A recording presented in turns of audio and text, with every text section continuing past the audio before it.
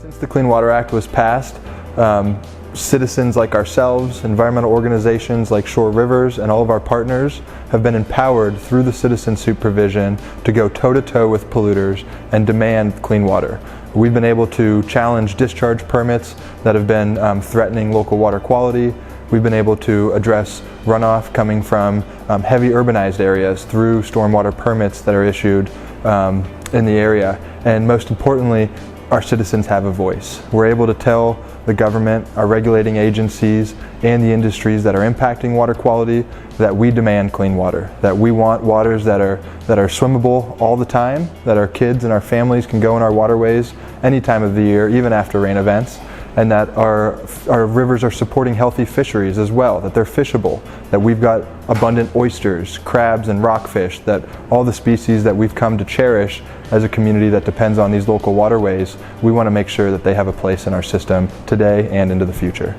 The Clean Water Act is one of the most powerful tools that we have as citizens for clean water rights.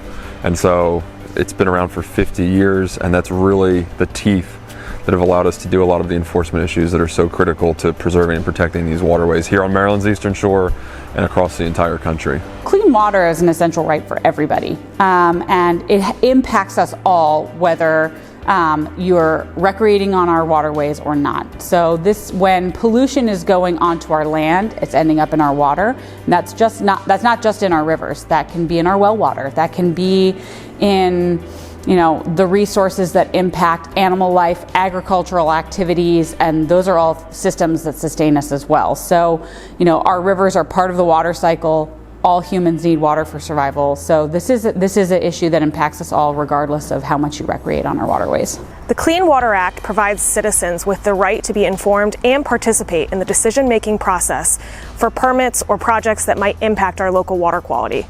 Over the past decade, 25% of the suits that have been brought under the Clean Water Act have been brought forward by water keepers. On this 50th anniversary of the Clean Water Act, it's a great reminder that your voice matters in the fight for swimmable and fishable rivers. The reason we should all care about the Clean Water Act is because it does give us a voice. It does give us a seat at the table so that when the rivers in our backyard or the creeks along our favorite watering hole are being polluted because of excess nitrogen, phosphorus, and sediment coming off of our land and coming from our industries, we can step up and say, that's not what we want. We can step up and actually demand that changes be made that protect our right to enjoy these waterways in the way that they're intended to be. The next 50, well, I hope that we can continue to see stronger regulations coming from our states to kind of uphold the vision of the Clean Water Act. So it's not always a perfect system. Sometimes, we need a higher level of enforcement from our state bodies, and I hope that continues to improve, get stronger, and that more tools and legislative tools like the Clean Water Act come out to help us regulate non-point source polluters. Everybody needs clean water.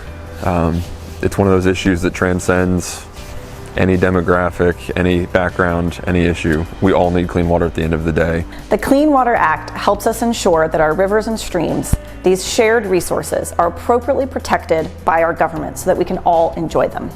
Help us make sure that this law remains strong by voting for clean water in next month's elections. And please donate to Shore Rivers today so that we can continue to use this law to hold polluters accountable. Thank you, and happy anniversary to the Clean Water Act.